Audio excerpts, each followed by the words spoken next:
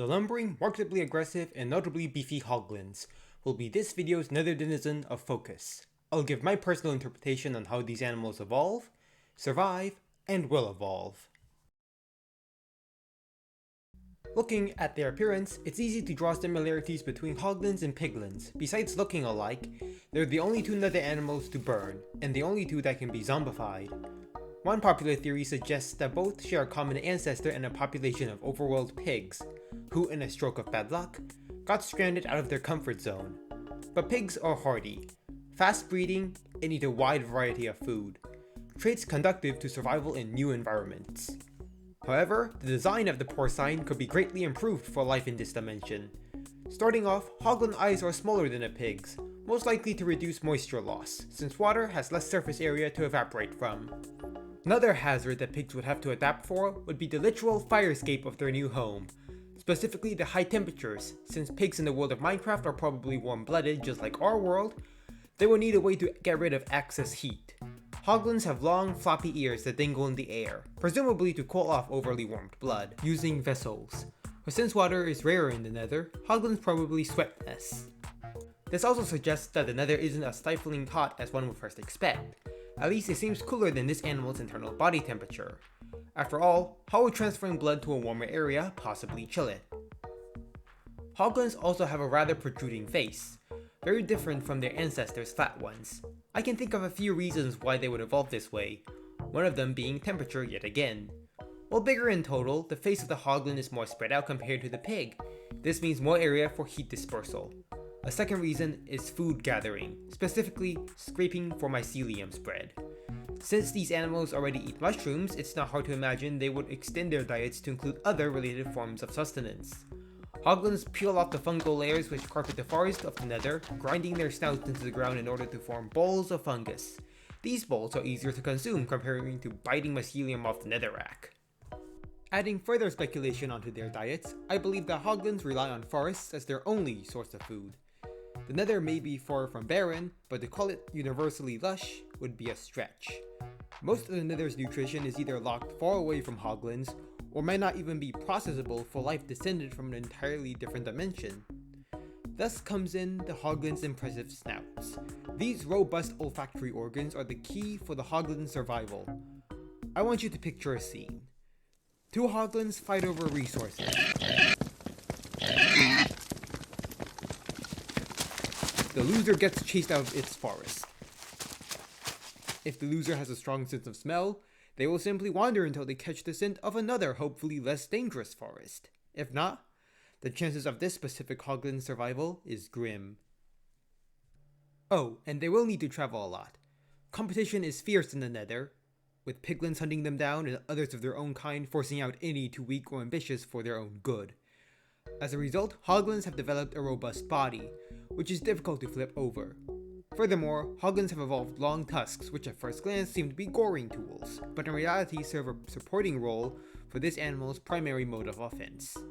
When attacking, the hoglins will use their snouts as a catapult of sorts, and while goring their targets can be a plus, the tusks are mainly used as railing, preventing said target from sliding off next to the hoglin's more vulnerable flank. Once the target is knocked back, one of three outcomes will occur. 1. The target runs away. 2. The target gets back up and attacks again. And 3. The target falls off a ledge into lava. Either way, the hoglin is safe. There is one threat that can be overcome with hide and muscle, the strange curse or illness that transforms piglins and hoglins into zombies. Assuming this process is biological, then we can explain why these two animals are the only ones in the nether to zombify. Firstly, this biological agent is probably ambient in the overworld, but most creatures' immune systems are adapted to handle low levels of this pathogen. Hoglins have lost this adaptation. In many ways, they have the worst of both worlds, a body which can be infected and an inexperienced immune system. The nether probably still has some of this germ floating around, as zombie hoglins exist, just in low numbers, affecting primarily immunocompromised individuals. A hoglin is a hairy creature. Their backs are lined with a mohawk-like structure. Its purpose seems to be a signal of sexual maturity, at least combined with head position. When young, their heads cover part of their mohawk. However, once grown up, the head is much lower and the hair is unobstructed. Of course, it could serve no evolutionary purpose and simply be a neutral mutation. Hoglins could further evolve in a plethora of ways. For the second part of this video, I'll mainly be talking about 3. In the future of the Nether, a small, squat animal presses a strange snout into the ground. Behind the beast trails a line of holes, each uniform in size. This is a double-holed vacuum, Duplex foramen commandentus, one of the Hoglin's more divergent descendants. Named for its highly specialized snout, this animal sucks up food from the ground using its sniffer, a faster and more efficient process than their ancestors' ways of gathering sustenance. Even the modern Hoglin has uneven nostrils. It's not much of a stretch to assume that given enough time and pressure, evolution will make this feature more prominent. The smaller hole is moved to the side, while the bigger one is doubled down on. In the larger hole, the nose hairs, which was originally used to filter out unwanted debris, gets repurposed into doing the opposite task. When pressed into the soft crimson mycelium, the vacuum hairs lands chunks off the fodder before sniffing them up. The smaller hole is used as a snorkel of sorts. Since the larger nostril has been repurposed for food gathering, its respiratory efficiency has greatly decreased. When the vacuum grazes, the side nostril allows it to continuously eat, instead of dividing its focus between staying alive and staying alive. The row of hairs which line the vacuum's back is also significantly different than the ones of its ancestors. While these animals still signal sexual maturity through these organs, the actual organ itself couldn't look more different. Around the Crimson Forest resides a long-necked pig, Dioculum pascens, which grazes peacefully. Descended from Hoglins who were expunged from their homes in the past, unable to find another forest, and too scared to leave their metaphorical oasis, they did their best to avoid rivals and live, literally and figuratively, on the edge. These pigs have specialized stomachs that allow them to eat netherwort leaves. Facilitating this would be the pig's namesake, allowing them to both reach said leaves easier and disperse heat. Due to their ancestors, long-necked pigs are skittish and walk quietly on hair-covered hooves, helping them sneak around potential threats.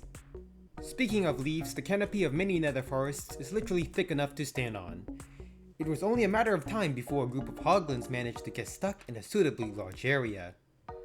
Considering the effectiveness of the previous entry's lifestyle, eating netherwort leaves is certainly a viable strategy. The burrowing hole pig, Porcus formorinus, capitalizing on this. Foregoing the mobility of a Hoglin, these animals have a slug-like body and maneuverable tusks. Burrowing pigs create their homes by eating a chunk out of the ground until they can fit into their newly dug holes. They've evolved to spend most of their time sleeping, facing outward, allowing them to strike at potential rivals and breathing out heat.